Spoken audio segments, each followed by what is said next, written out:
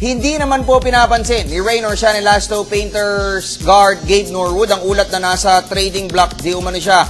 Sa katunayan, handa ang 27-year-old Phil-American dribbler na tanggapin kung ano man ang kahihinatnan ng kanyang PBA career. May report si Miss Meg Siozon. Ito ang senaryo sa loob ng dugout ng Rain Orshan Elasto Painters. Ilang saglit matapos manaig sila kontra San Mig Coffee Mixers kagabi. Maging si Coach Yang Yao ay hindi makapaniwala kung paano nila nagawang itakas ang tagumpay matapos na mabaon sila ng 18 points sa third quarter. I cannot explain how we won. Okay? This is our ugliest game so far. This is our worst game so far, but we still won it against a good team. Still won it against a good team. Baka tinulungan tayo ni Coach Ruel, baka nandiyan sa loob niya.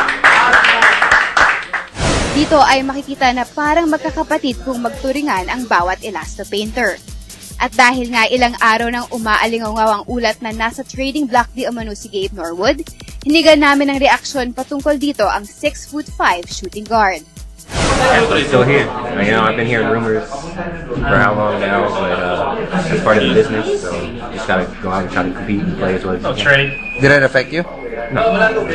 Pero tila matatanggalan na ng tinik sa dibdib si Norwood dahil matigas na sinabi ni team manager Boy Lapid na wala sa kanilang immediate plans ang pakawala ng Phil-American guard. Matagal ng tahimik dahil kasi hindi naman namin kailangan pa ng ibang player.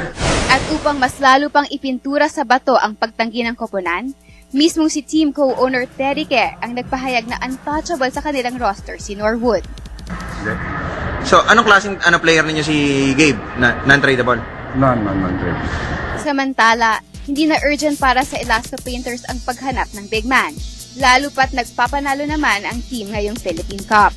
Sa katunayan, ibinunyag ni Giao na wala na sa radar nila ang makuha pa ang serbisyo ni Alaska Aces veteran slotman Sanitos. Hindi, after nung initial offer namin, hindi naman sila nag-react or hindi sila nag-interest, tinigilan na namin. Sa kanilang record na 4 wins at 1 loss, walang duda na nasa tamang direksyon ang Rain Orshan para sa kanilang asam na first back-to-back championship sa liga. Hindi tulad ng ibang koponan, mas nakatutok ang sistema ni Coach Yang Yao sa pagpapainog ng chemistry at samahang parang magkakapatid ng team.